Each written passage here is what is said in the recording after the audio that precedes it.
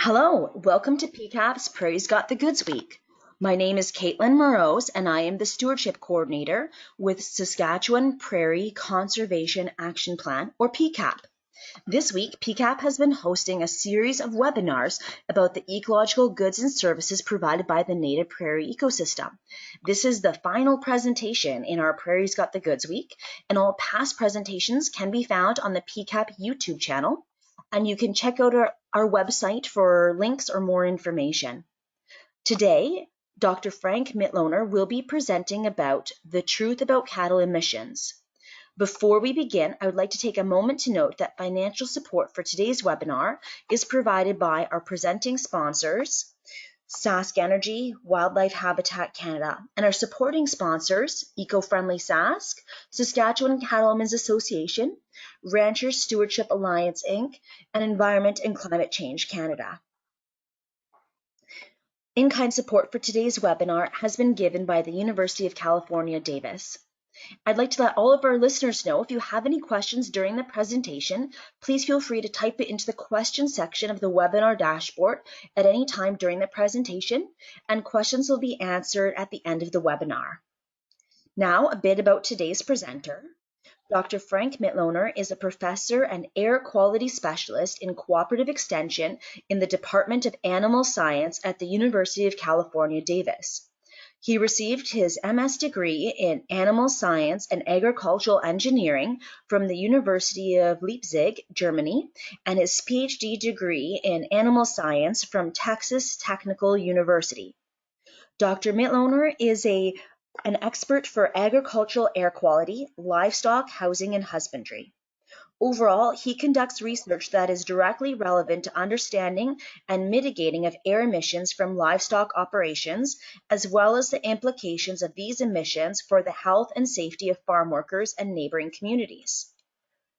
Since he joined the UC Davis faculty in 2002, he published 125 peer-reviewed publications and obtained $15 million in extramural funds. Dr. Mitloehner has presented over 800 invited talks in front of national and international audiences.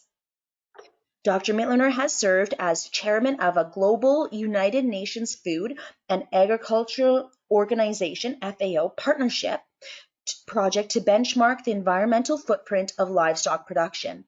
He served as workgroup member on the President's Council of Advisors on Science and Technology, and as a member on the National Academies of Science Institute of Medicine Committee on a Framework for Assessing the Health, Environmental, and Social Effects of the Food System. So with that, I'd like to pass it over to Dr. Frank Mitloehner. Thank you very much, Caitlin, and good afternoon, everybody. Great pleasure for me to be invited to talk to you today about livestock and methane. As Caitlin mentioned in the introduction, I am a professor and air quality specialist in the Department of Animal Science at UC Davis. Recently, I established a center at UC Davis called the CLEAR Center. The name of it is mentioned here or listed in the bottom right here. A center with the objective to do both research on the one side, but then also communication on the other, because I feel that communication is really lacking in and around animal agriculture, and there are many misconceptions, and some of those I will address during this webinar. So about a year ago or so, I started to be more active on social media, and I actually established a Twitter career, so to say, where I'm using the handle GHG Guru, and I ask you, if you're on Twitter, to please follow me. GHG stands for greenhouse gas. GHG Guru is my handle. I'm pretty active on that platform right now. In this global crisis around coronavirus, I am not talking too much about livestock, but more around actually the virus and what it does to our society, what it does to agriculture and so on. But generally, this is a Twitter handle that really works very heavily on identifying what the true impacts of livestock is on the environment. I also have a blog, and you find my blog address here. And this is a site where you find all different kinds of articles written about the impact livestock has on climate, on biodiversity, on land use, and so on. It's a quite popular site. So, as you saw from the title of my presentation, I was asked to talk about methane. And methane, of course, is of interest because it's a so-called greenhouse gas. And greenhouse gases are believed to contribute to what's called climate change. Climate change is nothing new. Climate change has always happened. It's normal for Earth to go through periods of heating and cooling. The question is not whether climate change is happening, but the question is, to what extent is human activity driving a change in climate? And in the eyes of most climate experts, humans are actually contributing significantly to a changing climate. But I do know that people in agriculture are oftentimes skeptical. Now, I am not among those people who are skeptical. I know that human activity is contributing to this overall issue of a changing climate, and greenhouse gases have something to do with it.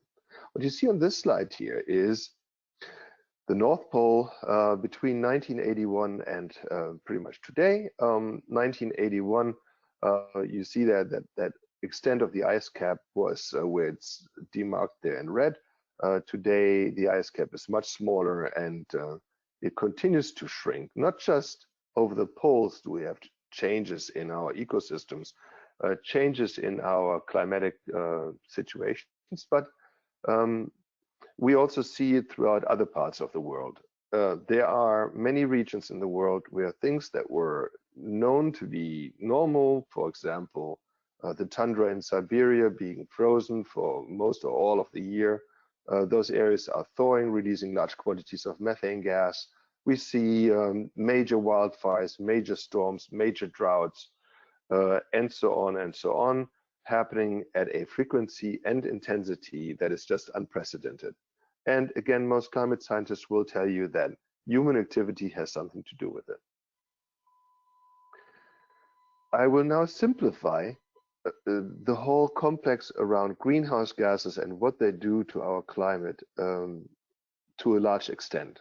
But I think it's important that we have a little 101 on this topic.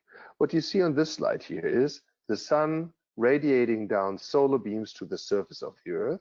Normally, these solar beams would be reflected back into space if there weren't these so-called greenhouse gases, gases such as carbon dioxide, methane, nitrous oxide, and others, that pretty much form a blanket over the Earth's atmosphere.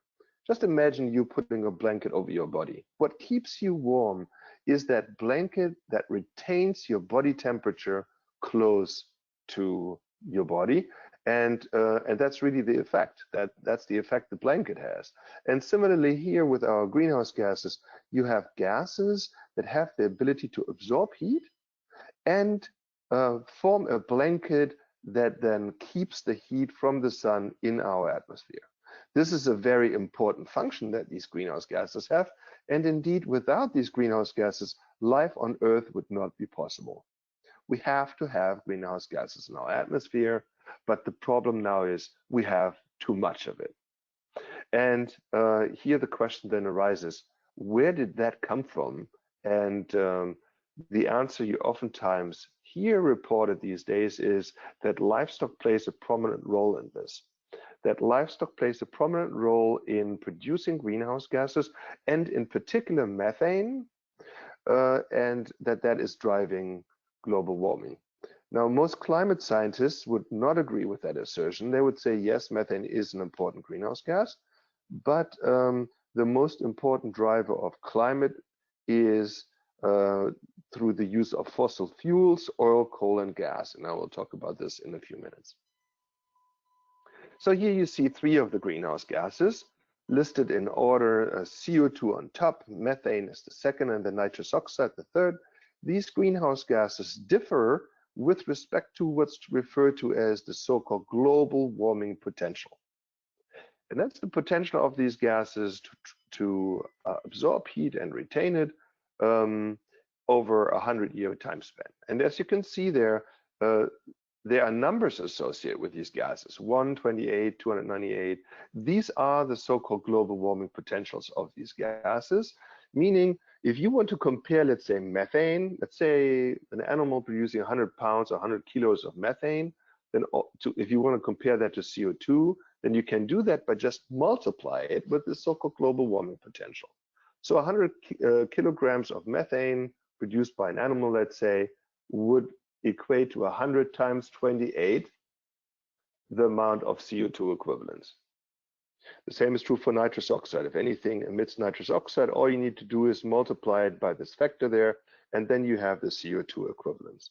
This is how normally greenhouse gases are compared, and more scientists than ever are now having a beef with it.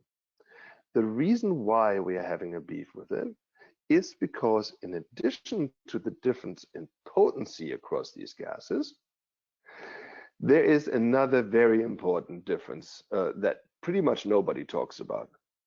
The first and the third gas, CO2 and nitrous oxide, are both referred to as long-lived climate pollutants. Once they're in the atmosphere, they stay there for hundreds, or in the case of carbon dioxide, 1,000 years. Meaning every time you've ever driven your car, let's say, all the CO2 that you produced that came out of the tailpipe of your vehicle is still in the air. And every time you drive it again, you add new additional, and that's important, new additional carbon to the atmosphere. And that, ladies and gentlemen, is the reason why CO2 curves only have one trajectory, and that is up. The curve goes up and up and up and up. The same is true for nitrous oxide, another greenhouse gas, a very potent one. But it's not true for methane. Methane is not a long-lived climate pollutant, but methane is a short-lived climate pollutant. Please remember that, a short-lived climate pollutant, and it does not live for 1,000 years such as CO2, but for 1 decade, for about 10 years. The half-life of methane is about 10 years. So while methane is potent, almost 30 times more than CO2 on a per molecule basis, while it's potent, it has a very short lifetime. And what that means is that methane, and please remember that too, is not just produced, but it's also destroyed. And this is the part that you hardly, if ever, hear about in the reporting around methane and all sources producing it. So when you read articles about the carbon footprint of a beef burger versus plant-based alternatives, or when you hear Starbucks saying we need to encourage our consumers to use more plant-based alternatives to milk, then they get this idea because all they do is look at the so-called global warming potential of methane. They're not looking at the fact that methane is not just produced, but also destroyed. It will make more sense to you in just a minute. This slide here shows the global methane budget. It was published in the National Academy of Sciences report here in the United States on human-caused methane. And what you see here are two major parts of this graph, and I will lead you through it. On the left side, you see fossil fuel production and use, agriculture and waste, biomass burning, wetlands, and other natural emissions, amounting to a total amount of methane globally of 558, let's call it 560 teragrams per year. Okay, 560 teragrams of methane are being produced by all sources every year. There's no real discourse over that. But what is lacking in the discussion around methane is depicted on the right side of this graph, namely that in addition to the emissions, meaning sources, there are also sinks in the world for methane. And if you look at the second half bubble here, you see how massive these things are. 550 teragrams of methane are being destroyed or locked away in soils every year. So 560 are produced globally and 550 are destroyed. So we don't just have sources of methane, we also have sinks of methane, meaning the net production of methane is not 560 per year, but it's 10. It's not 560 per year, but it's 10. And that is a nuance that is critically important to people online who are affiliated with dairy or beef production, because those people critiquing you for the impact your livestock has or have will only look at the amount of methane that's produced by your animals, but not the fact that methane is not just produced but also destroyed. A very important nuance that everybody online here should be aware of. The next slide shows the so-called biogenic carbon cycle. That should actually become part of your dictionary, your personal dictionary, your vocabulary. I take you back to your high school years and the time when you learned about what plants need to live, to survive. They need three things, by and large. They need sunshine, they need water, and they need atmospheric CO2, carbon dioxide. So the plants are depicted here by some grass. There's also some corn here. These plants, again, need sunlight, they need water, and they need atmospheric CO2, carbon dioxide. The C in the CO2, that carbon, is taken on by the plants and converted into carbohydrates, mainly cellulose. And if I may remind you, cellulose is the #1 biomass in the world. Nothing in the world is more abundant than cellulose. Can cellulose be digested by pigs, by poultry? No, it cannot. But cellulose can be digested by ruminant livestock, by cattle, beef, dairy, or small ruminants. They take on that cellulose, they eat it, and they make volatile fatty acids of it, but also as an unintended consequence of ruminant digestion, we have the production of enteric methane, CH4. That methane is either belched out by those ruminants or it's coming out as a result of manure degradation. And then that methane is in the atmosphere for approximately 10 years. And then oxidation occurs. That's the name of the process that destroys methane. It's called oxidation. The correct name is hydroxyl oxidation. And that oxidative step takes methane CH4 and it converts it into CO2, carbon dioxide, and water. So now you might wonder, well, didn't Mitloehner just say that methane has a lifespan of about 10 years and CO2 a lifespan of about 1,000 years? So how can that be a good thing? Well, I told you the overall cycle here is called the biogenic carbon cycle. Biogenic carbon cycle, by which carbon that was in the atmosphere as CO2 became carbon in the plants, cellulose, then that was digested and became carbon in the form of methane, and then after 10 years that methane became CO2 again. In other words, that CO2 that's now the result of oxidation of methane, that CO2 is not new, is not additional carbon in the atmosphere, but it's recycled carbon, because that carbon originated in the atmosphere prior to going through plants and animals and so on, and prior to becoming methane. So in other words, that carbon we are dealing with here is a carbon that's cycling around and around and around between the atmosphere, the plants that become food for animals, the animals themselves, and then it goes back into the atmosphere.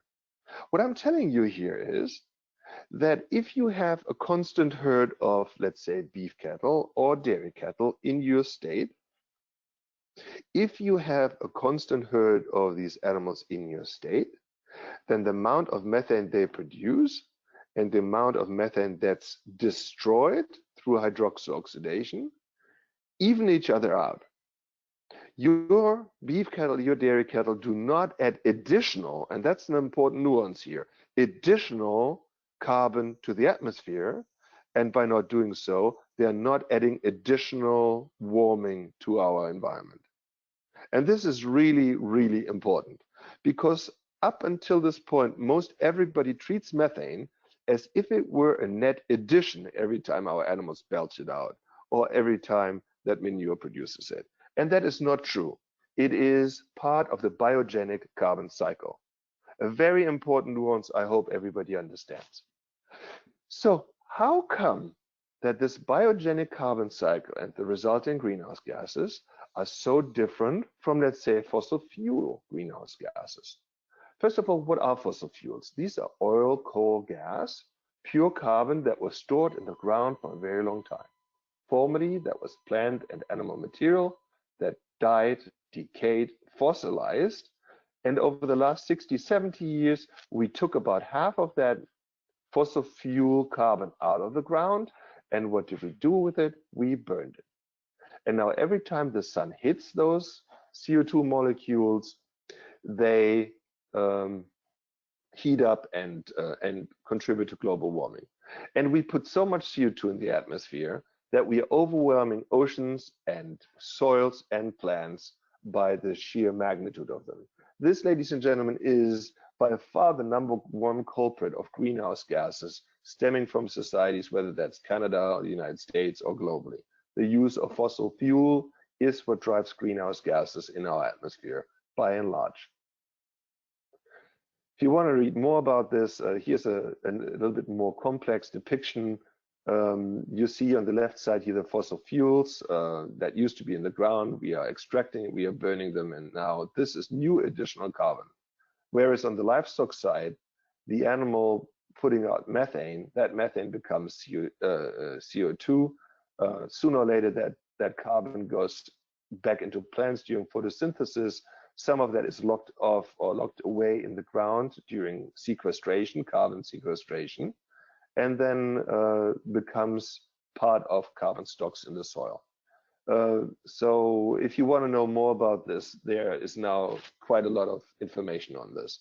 In fact, what's interesting is the amount of greenhouse gases that are taken out of the air versus the amount of greenhouse gases put into the air by agriculture and forestry are greater, meaning currently, according to the US EPA, also your Canadian equivalent of the EPA, as well as the international IPCC, all of these inventories say that sequestration rates, that the rates of agriculture and forestry putting away greenhouse gases are greater than the amounts that these two sectors put into the air.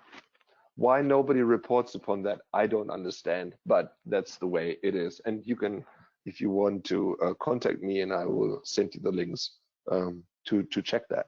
If you want to know more about any of this, I will give you a link in just a minute. So is it possible that, so let me now talk about what happens if methane were to increase, let's say in your state, or if we were able to decrease it, either slightly or to a large extent. And I will show you different ways, different scenarios. So instead of just reading through the whole slide, just follow me if you may, from left to right. So first on the left here, you see a column of methane rising by 25% versus methane falling by 10% or methane falling by 25%. So these are three scenarios by which methane either goes up, or it goes slightly down, or it goes down by a lot. What would happen under the current assessment methods that we use throughout much of the world? Well, they would predict that if methane were to rise, then the CO2 equivalents of methane were to rise accordingly. If we decrease methane, then CO2 equivalents would still increase, but not as high as at the top scenario. And if we decrease methane stronger, then CO2 would still be produced at large amounts, but to a lesser extent as above. But the problem with this is that these scenarios are really not correctly depicted. Colleagues from Oxford University around Miles Allen and Michelle Kane developed a matrix called GWP star. And this GWP star actually predicts how methane can be converted into actual warming potential. Because the CO2 equivalent that we currently use and the so-called global warming potential 100 that we currently use does not really predict warming. But we do want to predict warming because we want to reduce global warming by 1.5 degrees in the years to come. So we need a matrix that allows us to characterize increasing or decreasing amounts of methane that we put out with respect to warming. And the right scenario here allows us to do just that.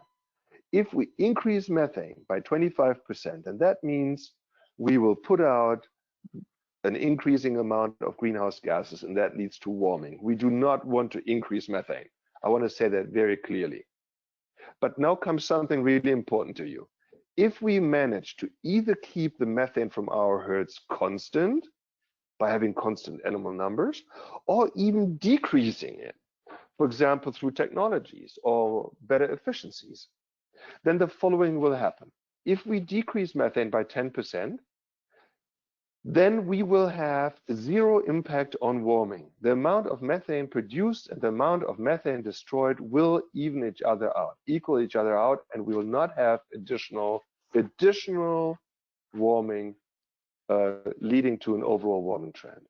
If we manage to decrease methane by a lot, let's say 25%, then we are taking carbon out of the atmosphere, which leads to global cooling. Now think about that for a second. Wouldn't that be a cool thing, literally? If we were able to reduce methane by 25%, leading to global cooling effects resulting from our beef and dairy herds. I know this is very novel to you, and this might be surprising, maybe confusing, and that's all right. It takes a while to grow on you, it took a while to grow on me, but this is the concept that I think people will transfer into, because it is the appropriate concept of converting methane into actual warming. So the question you might have now is it even possible to reduce methane by 25% and get a cooling effect? Well, 2 years ago, the state of California put into action a Senate bill called Senate Bill 1383, which mandates a 40% reduction of methane, 40 that is, to be achieved by the year 2030. And our farmers went wild. They thought, oh my gosh, how in the world can we reduce our methane by 40%? To my great surprise, the state of California decided not to use the traditional, more rigid cane approach of rules and regulations and fines to enforce that 40% reduction, but they went the carrot approach of using incentives, financial incentives to be precise, to partner with beef, dairy, and other industries in the purchase of technologies that can reduce methane. The state of California invested $500 million over the last 2 years, that's a B, $500 million, to help farmers with investments that are needed to reduce methane. And that exactly is what happened. The next slide here shows that our goal overall is a 40% reduction of methane by 2030, the year 2030, below 2013 levels. And what shall I tell you? Today we are at 25% of the 40%, so we are over halfway there. How do we do it? Well, our state supported the installation of anaerobic digesters, alternative manure management practices, and other technologies, and that already had a very significant impact. And they did this through incentivizing action, which I'm very happy to report. So what I showed you on this slide here is not just some theory. We can achieve a market reduction of methane, and by doing so, we can help our farmers and ranchers to arrive at a situation where we will become pretty much neutral with respect to the warming impacts of our operations, or even climate negative, meaning that we will actually have a positive impact on reducing warming. If you want to know more about this, I recommend these two papers here. These are technical, these are blogs, non-technical blogs, but they contain links to publications that were published in Nature, in Science, and so on the very topic of how we should better characterize the warming impacts of methane, and why the approach that had been used until recently, the so-called CO2 equivalent or global warming potential approach, is indeed flawed and does not lead to sound public policy decisions. So I recommend these as a good entry point into this study. So the EPA in the United States is very clear as to what the main culprits are of greenhouse gases. You see on the left, transportation 28%, power production and use 28%, other industries such as the cement industry 22%. These three fossil fuel consuming industries combined emit about 80% of greenhouse gases in the United States. It's the same in Canada. All of agriculture emits approximately 9% in the United States. This is not animal agriculture, even though the EPA used a cow to depict agriculture. This is all agriculture. Animal agriculture in the United States alone is 3.9%. The beef sector about 2%. The dairy sector almost that. So if you hear people who say cow rivals a car as producer of greenhouse gases, this is absolute baloney. It's not true. It's not supported by any credible science. It's certainly not supported by our emission inventories, whether that's in the US or in Canada or in Europe. This is wishful thinking of some people who think that they can enter new markets or generate new markets. It is not factual. If you think of the entire food system in your country or mine, and what has an environmental impact, and indeed what has the worst environmental impact, then most people are surprised to see what that is. It's depicted on this slide here from the National Geographic. This is the average North American family in front of the food waste that's associated with them.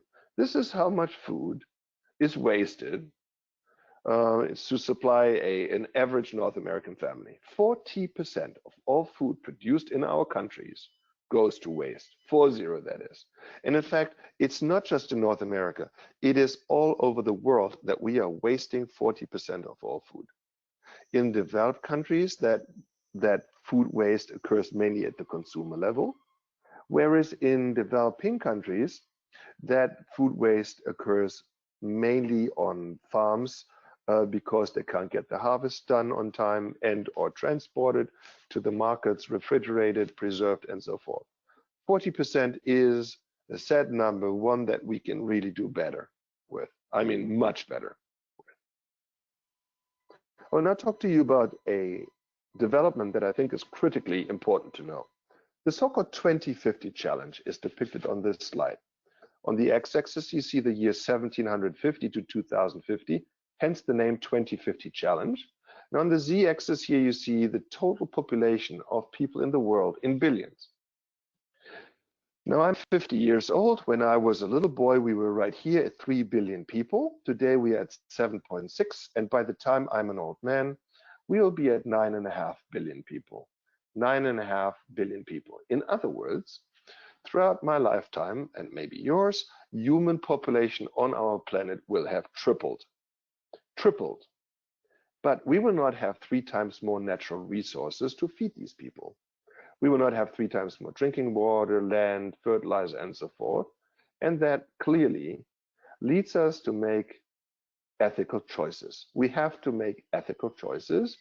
And these choices encompass the question of how do we triple or so production of food for this growing global population without depleting our natural resources.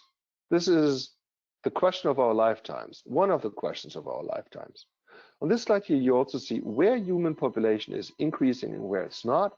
In orange, you see that developed countries such as the Americas or Europe are plateauing, but in emerging and developing countries, human population is going through the roof.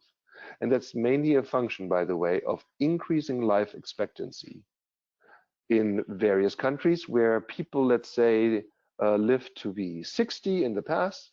Today they live to be 80.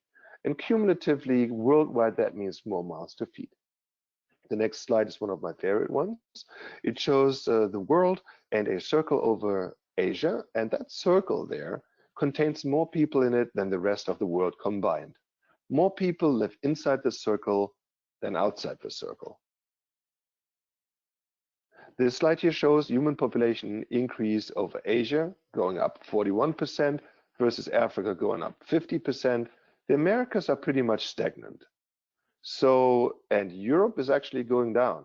So the 2050 challenge of a tripling human population throughout our lifetime is not really happening in the Americas or Europe as much as it is in Asia and Africa. And this is where the 2050 scenario will play out. This is where we have to drastically produce more food to satisfy those nutritional needs, or else we will have a bleak future in these regions. This is a depiction as to human population increase in various regions there of Asia and Africa. You see here, China is predicted to go down slightly by 2050. Bangladesh, India are up by a quarter. African countries will go up drastically so. Those areas in red are human population increases that are pretty much a doubling or more of human population every decade. Every decade, they're doubling the human population. And as you will see in one of the next slides, those same areas that are depicted in red here, that have the greatest population increase, human population increase, are also the ones with the lowest agricultural productivity. So they have a double whammy to deal with: population growth on the one side, but productivity shrinkage on the other. This slide here shows a global map of where food can be grown with respect to cropland. And this is kind of an optimistic slide here, because you still see a lot of color. But let me put agriculture into a little bit of a different perspective to you, or for you. Imagine all agriculture in the world being 100%. Of that 100% agricultural land, 70%, that's 70 of that agricultural land, is what we refer to as marginal. Marginal means either the soils are not fertile enough, or there's not enough water to grow crops. 70% of all agricultural land in the world, as well as in countries like Canada or the US, is marginal land, meaning we cannot grow crops there. How do we use that marginal land currently? Almost without exception, we are using it with ruminant livestock. Why? Because ruminant livestock can digest cellulose, a non-human edible carbohydrate, and they convert that cellulose into highly nutritious animal source foods. So 70% of all agricultural land is marginal, and 30% is arable, and that's the land where you can grow crops for human and animal needs. So when some people say we should just convert what we currently use for livestock and grow crops there directly, these people are really misleading the public, because the vast majority of that land that is being used for livestock could not be used to grow crops there because it's marginal. This here is an important slide with respect to putting into a relationship milk production per cow per year on the x-axis versus the carbon footprint of milk production on the y-axis. So what this shows is many dots, and each dot is the average milk production of a country in the world. And what you see is that there are many countries on the left side here, mainly in the developing world, where milk production per cow per year is dismal. And we're talking about 500 kgs, 500 kilograms of milk per cow per year produced in these countries.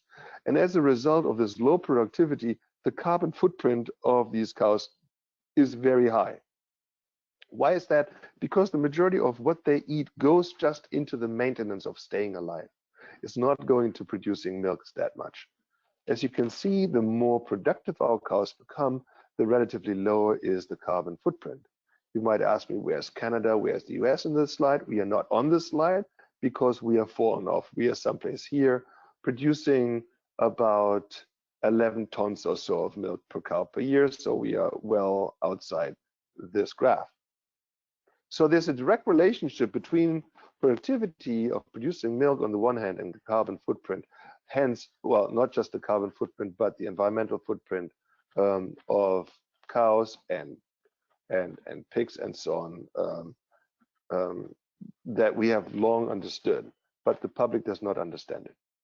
The best way to explain that to people who are not in agriculture is by looking for analogies. For example, fuel efficiency of a car. People understand that a car driven today is more fuel efficient than a car their parents drove or their grandparents. And that means you can still get 100 miles with your car today as you did with your parents' or grandparents' car, but you use a third or so of the gas. And if you use much less gas, you produce fewer emissions. The same is true for livestock. If you have better productivity in the livestock sector, then that means you can have relatively fewer animals to produce a given amount of product. This slide here shows statistics from the FAO in Rome, the Food and Agriculture Organization, comparing different regions in the world on the x-axis with respect to the carbon footprint of milk production on the y-axis. And you can see here North America is the place in the world with the lowest carbon footprint of milk production. The same graph could be shown for beef and for all the other commodities. And the reason why we are there is because of the efficiencies that we have learned to implement. So here this slide shows how we got to where we are, being as productive as we are. There are four main factors, and they are depicted here in bubbles. The first one is reproductive efficiency. We are relatively efficient with respect to how many offspring we get per mother cow or mother pig and so on. Then we have produced a veterinary system that prevents diseases, that treats diseases. We have improved genetics, a very important factor in describing where we are and why. And we have learned to feed more energy-dense diets. These four factors have allowed us in Canada, in the United States, to decrease the number of animals needed to produce the demand of food that we have in our countries. So, in other words, we have come to a point now where our herd sizes and our flock sizes are not what many people think the greatest ever, the largest ever, but we actually have reduced them markedly. I will show you some examples from the United States in a minute. Very similar numbers are true for Canada. Before I do this, I show you this slide here. On the x-axis, you see the post-war times all the way until now. In light blue, you see total farm inputs during that time. And then in dark blue, you see total farm outputs. We have, in North America, tripled the output versus the input. We have learned to produce much more with equal inputs. And that is the cornerstone of sustainability, to produce more with less.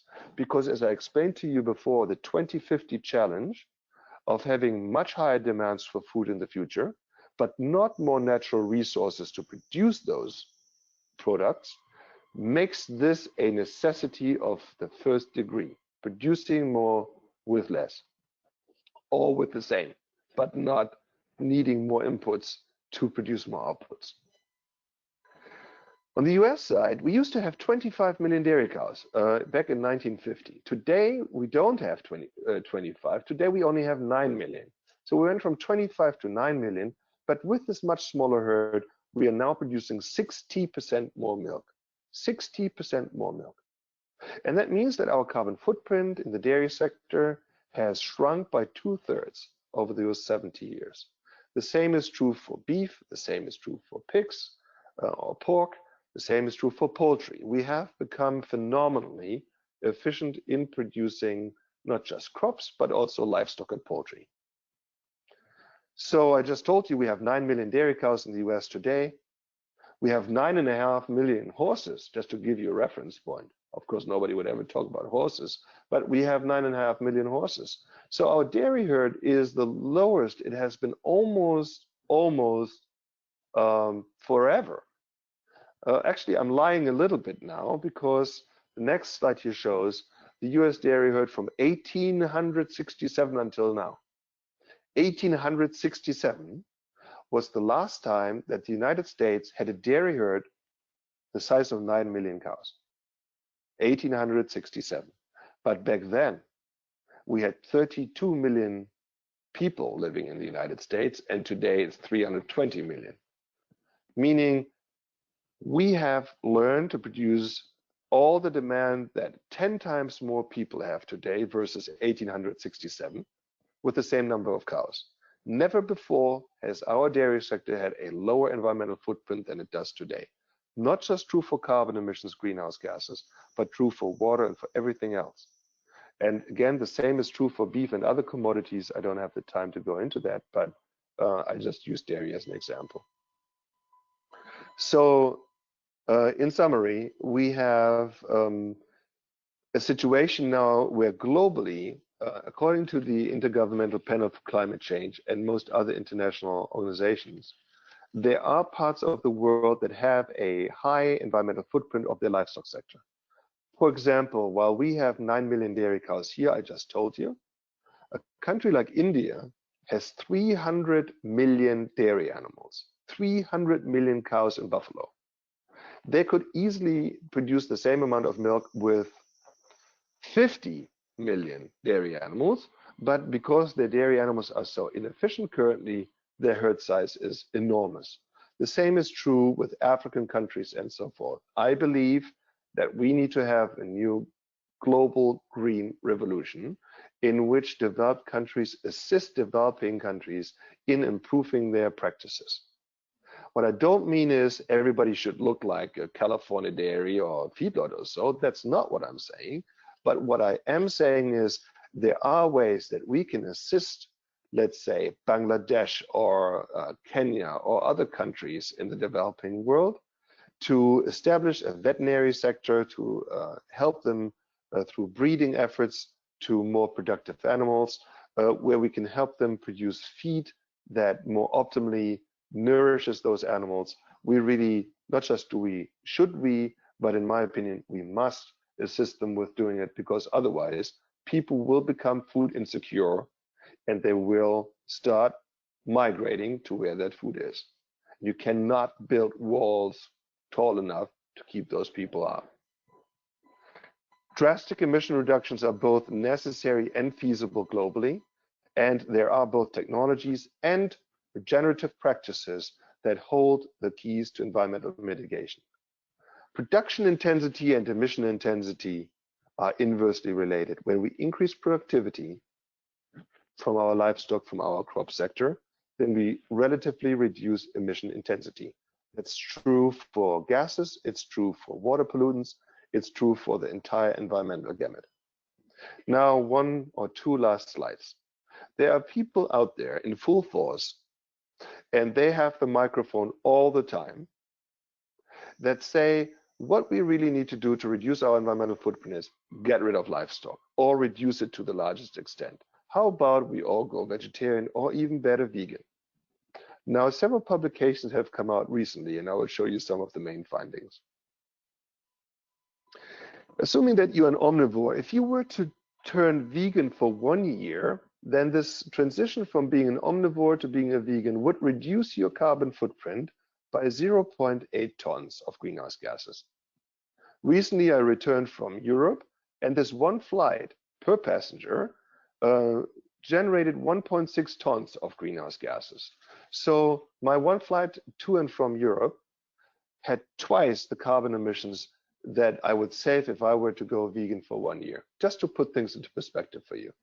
If we as a nation here in the US were to go meatless Monday, so reduce meat consumption by 1 day a week, we would reduce our carbon footprint by 0.3%. If we as a nation were to go vegan, and as an entire nation were to go vegan, we would reduce our carbon footprint by 2.6%. But the authors of this Proceedings of the National Academy of Sciences paper clearly warned that if we were to go to make such a move, we would not be able to satisfy the nutritional needs of the population, those needs of essential macro and micronutrients that people need. Now, what does the Vegan Society of the United States say with respect to how successful veganism is? And here I was just really blown away. Let me, before I go into this, tell you, I have no problem with vegans. They, like any omnivore, they can make any food choice they wish, as long as they're adults and don't impede other people's health and welfare. But oftentimes they feel that they need to function as missionaries and tell other people that their omnivore diet is problematic. Now, the Vegan Society of the United States is very concerned because many people, most people, stay vegan for a very short period of time. In fact, for every one active vegan in the United States today, there are 5 former vegans. For every one active vegan in the United States today, there are 5 former vegans, and this graph produced by the Vegan Society of the United States shows that. It shows that 84% of vegetarians and vegans abandon their diet after 1 year. Again, the pie chart in the center shows that there are about 2% of current vegetarians and vegans, and there are 10% of former vegetarians and vegans. So the reason why I show this is not to make fun of them or something. The reason why I show this is because obviously there is something missing when following this dietary trend. Whether it's nutrients, whether it's taste, I don't know, but something is missing. So to depict this particular lifestyle and food choice as the one that everybody should implement in order to protect whatever they say it would protect is to be taken with a great caution, I would say. So with that, I come to a close. I just want to re-emphasize what I talked about. The first topic was really about methane and how methane is currently not characterized correctly because everybody is just looking at how much is produced, and people leave out that methane is also destroyed. The new matrix of GWP star from Oxford University will change that, and drastically so. I talked to you about the 2050 challenge and what that means with respect to food security in the years to come. And then I talked to you about how efficiencies play into this. And I ended up by just speaking a little bit about what some people say would make a huge difference when indeed it wouldn't, namely people moving into vegetarianism or veganism at a large scale. So with that, I'll leave you here with my contact information, and I know that we now have time to ask and answer questions. So thank you very much for your attention. Thank you very much for the really informative presentation today. This week we've learned about carbon in various formats, so it was really good to hear about the methane emissions and to kind of get some facts about all of the myths out there. So thank you very much for sharing your expertise with us today. We do have a couple questions from some listeners. One listener would like to know if you've considered carbon sequestration from native grasslands in your calculations. Yes, carbon sequestration is a topic of intense investigations. So during the introduction, it was mentioned that I was chairman of a global food and agriculture organization, FAO partnership project, and that's called LEAP, L-E-A-P. And this LEAP project, and you can find this on the internet, has one technical advisory group now looking into carbon sequestration and finding a way to quantify that appropriately. What I can tell you is that we currently have no good tools of quantifying how much carbon you sequester, but we are getting there. We are getting there. What I can tell you also is that if you look at, let's say, the EPA emission inventory for the United States, which is published every year, you will find that sequestration rates overall are very high.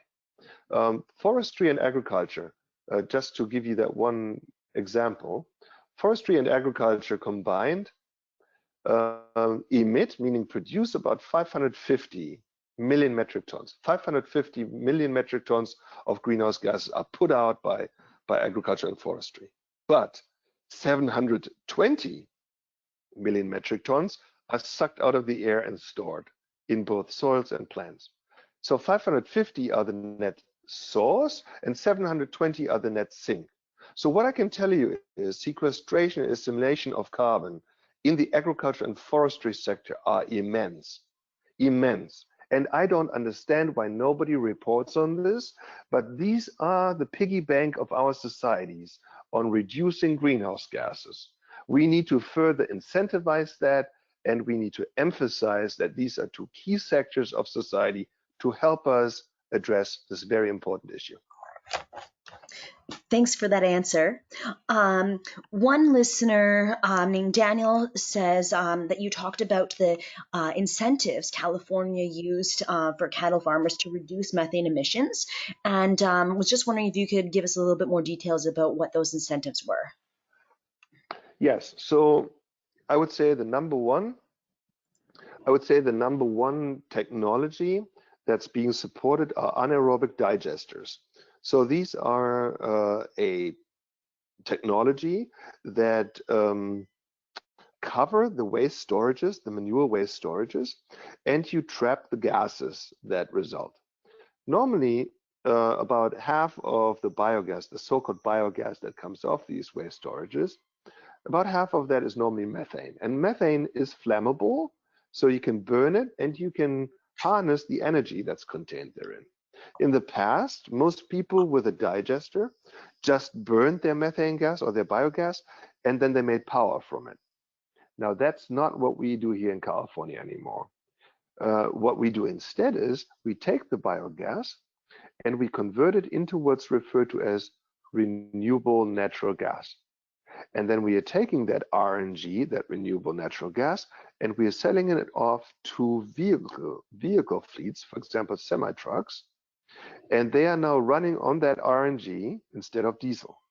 So we are stopping the release of biogas, of gases from the waste storages on the one hand, and we are replacing the diesel emissions with RNG emissions. And that's a double whammy that's highly appreciated by the state, and there are massive credits that people receive when going this route. That's just one technology. There are other so-called alternative manure management practices. All of them are financially supported, and the support so far has been $500 million or $500 million that the state has put in, and then the dairy and beef industry have partnered, have matched that funding with their own funds. Thanks for that answer. There's a couple questions again about carbon and soils. So a listener named Tim says, thanks very much for the very interesting presentation. And if he understands correctly, you mentioned we are overwhelming soils with carbon, with CO2. And many scientists argue that there is an enormous potential for soils to sequester and store additional carbon. Could you please elaborate?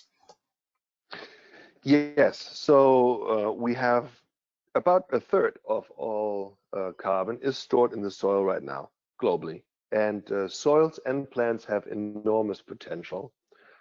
And we can increase the potential of our soils to store even more. For example, there are some regenerative grazing practices that maximize the amount of carbon that can be stored in the ground. Some farms, some ranches have started implementing those techniques, and we see great results.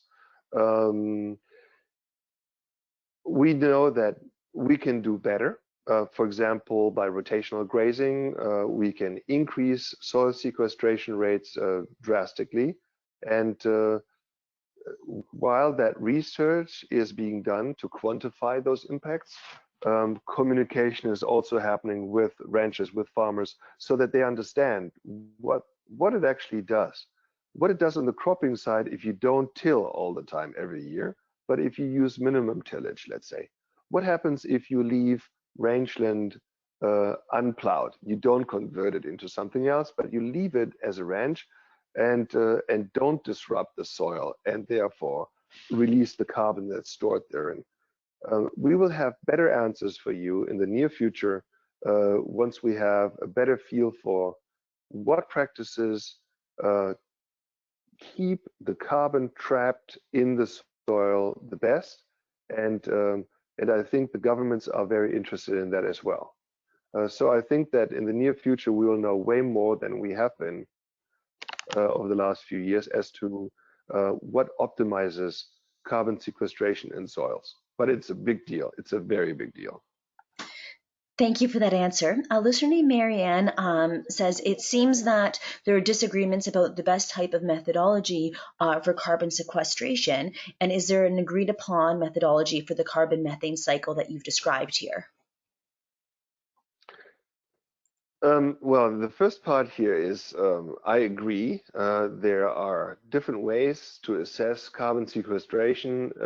In order to develop a global gold standard, the FAO, the Food and Agriculture Organization, and the LEAP project I talked about earlier is there to set global gold standards. And a total of 300 scientists have worked on developing these gold standards for greenhouse gases, for water emissions, both groundwater and surface water, for nitrogen cycling, and so on and so on. Right now, they're working on carbon sequestration. Now, the second part of your comment around the biogenic carbon cycle, that's an interesting one. I do not understand why up until this point nobody really acknowledged the hydroxyl oxidation that occurs in and around methane to the extent that it's happening. If you ask any atmospheric chemist, physicist about hydroxyl oxidation, they will tell you, I'm well aware of that. They will tell you that they're well aware of the lifespan. Yet all the people that work in this sphere in animal agriculture or environmental science that looked at the impact of livestock on climate have pretty much left that out. And instead of looking at the warming impact of methane, they simply converted all the methane into CO2 equivalents. But when you do this, you're not accounting for the warming impact, but you are merely converting methane into CO2 equivalents. So Oxford University, universities in New Zealand, universities here in California are working very hard on changing the way that we account for methane to a way that better and more accurately looks at the true impact. Because you always have to ask yourself, what are we really after? Are we after reducing CO2 equivalents? No, we are after reducing warming from human activities. We want to keep it below 1.5 degrees centigrade. And the way that we find out what role livestock has to play is by focusing in on methane and finding a way that describes what the methane equates to with respect to warming. And the way to do this is GWP asterisk or GWP star. You will hear much more about this in the near future. Thank you. A listener named Ross says in 1950, dairy cows would likely consumed less per cow than a dairy cow today. Is that difference factored in, or is a 1950 cow assumed to have the same input requirement as a dairy cow today? No. The 1950 cow had much fewer inputs, and as a result also had drastically fewer outputs. So I would describe a cow in 1950 similar to a cow today in a country like India. So their inputs were much lower, but their outputs were drastically much lower. The reason was that the inputs that were provided to these cows and also the genetic merit of these cows were so low that we pretty much satisfied the maintenance requirements of these animals, keeping them alive, their body temperature constant, and so on. And above that, we produced some milk, but not very much. The milk production was, anywhere between 1,000 and maybe 3,000 to 4,000 kilograms. And today, the milk production of a cow, so the demands, the feeding demands and so on, are of course, much higher, but the milk output is now 23,000 pounds. So you divide that by 2.2 and then you have the kgs. So inputs today are higher, of course, but the outputs are drastically higher. And that leads to an overall reduction of the carbon footprint by 2/3. And that's if you do the life cycle assessment, looking at all inputs and all outputs and all nutrient flows. Thank you for that answer. A listener named Lana would like to know about greenhouse gases attributed to agriculture, and if that includes processing and transportation, or if those are in other categories. It depends. If you look at EPA numbers look at so-called direct emissions from all sectors. And direct emissions are in the case of transportation, tailpipe emissions, do not factor in the production of cars, trucks, trains, planes, ships, and so on. In the case of livestock, direct emissions include enteric emissions from belching, it includes manure emissions, it also includes fertilizer production and some limited amount of transportation. If you want the total impact that livestock has on climate, you need to do what's called a life cycle assessment. And that's not what the EPA does, but that is what has been done by the beef sector, by the dairy sector, by the poultry sector, by the pork sector, as well as by the FAO and Rome and others. And here we know, for example, in the United States, if you look at beef alone, then beef contributes to 3.3% of all greenhouse gases in the United States. But this is now a life cycle assessment and not just like the EPA did direct emissions.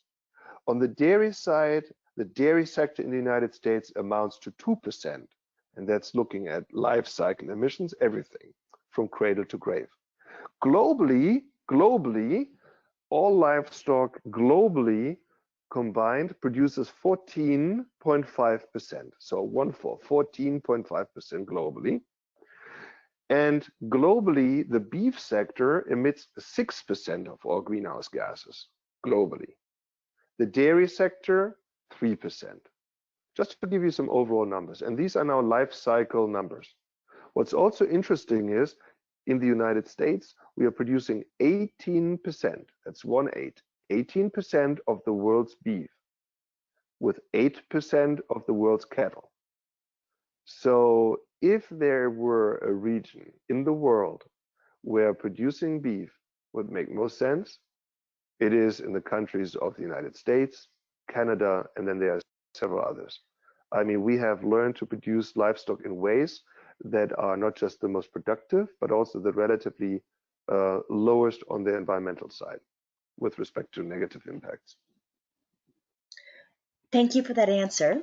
A listener named Tim would like to know if you've accounted for the soil carbon depletion from intensive agriculture for feeding the cattle in your comparison to low intensity cattle management in developing countries or versus, for example, permaculture management techniques. That is a very good answer, one that I cannot, a very good question, one that I cannot answer because I'm specialized in the livestock side of things, not so much in the crop production side of things. What I do know is when you do the life cycle assessment and you do it right, then you do look at soil carbon losses through various soil techniques, planting techniques, plowing techniques, conservation practices, and so on. So while I haven't done the work, I know that the people who are doing the work are accounting for it. And of course, if you have regenerative practices of regenerative grazing or so on the one hand, or minimum tillage or so, then you compare that to other practices that are less regenerative, that are more depleting. And so I cannot tell you exact numbers or so, but I do know that my colleagues who work in this field certainly account for that. Thanks for that answer. A listener named Laura is wondering if you are looking at nitrous oxide in these comparisons of cropping and cattle dairy production. Yes. Yes, nitrous oxide is a very important consideration because it's such a potent greenhouse gas. Nitrous oxide, for those listeners who are unfamiliar with it, is a nitrogenous compound that is almost 300 times more potent than CO2. It's a long-lived climate pollutant. It has a lifespan of hundreds of years, and it's a result of nitrogen fertilizers being put in the ground. And that can be either chemical fertilizers or it can be organic fertilizers such as animal manure. If you apply these nitrogen fertilizers, either at high rates, at rates that are too high, or at times when the crops are not really ready for them. So if you apply nitrogen fertilizer at non-agronomic rates, then a certain amount of nitrogen will go the path of what's called nitrification, denitrification, converting nitrogen into nitrous oxide. And that is very negative. So we must find ways to minimize this type of practice that leads to the production of nitrous oxide. The most releases occur when you apply chemical fertilizers, because these fertilizers themselves are very energy intensive to being produced, and then as a double whammy, they lead to the release of nitrous oxide. Manures, I believe, are a much more sensible approach of getting nitrogen to crops. So a very important topic, one that we will deal with and continue to deal with intensively over the next few years. Thanks for that answer. I know we're running out of time here, but I'll ask one more question. A listener named Ross is wondering if the Paris Agreement is based on emissions and if there's sufficient opportunity in the next version of that agreement to get sequestration included in the global agreements, as these seem to set the stage for the corresponding policy that could reward sequestration. Yeah, this is a critical issue. So currently, the answer to that is no. And the second part of the answer is it absolutely should. So for example, if you look at Ireland, you see the country of Ireland. You see a country that's totally green. You know, there are pastures everywhere, hedges and forests. The whole country is green. And that country sequesters a lot of carbon, guaranteed. Yet when it comes to their carbon reporting, they're not reporting that sequestration potential, even though I think they definitely should. They are getting tiny little credit for the sequestration they should get credit for. I do think that it's very important to account for sequestration and for regenerative practices, as well as other greenhouse gas mitigating processes, because that is the way you incentivize these approaches and make farmers and landowners important stewards of the land that help us get the job done in reducing warming. It is very important that we do this. Currently, we are not. Currently, we're only looking at emissions, or at least to the largest extent, and that must stop. So I hear you, and I completely agree if that's where you're going. Thanks for that answer. I think that's all the time that we have today. I know there was some listeners who had more questions and we weren't able to get those answered, but hopefully you can find a resource online or contact Dr. Mitloehner directly. So with that, I want to say thank you so much, Dr. Mitloehner, for sharing all of your expertise and experiences and just all of your research with us today. It's been very interesting and thought-provoking, and I know we've had some really good discussions. So thank you very much. You are very welcome. To all of our listeners, thanks so much for tuning in to our last webinar of Prairie's Got the Goods Week. Our webinars will be posted on the PCAP YouTube channel, and you can check that out for things to do while you're social distancing. So with that, thanks so much, everyone. Happy Friday, and have a great weekend.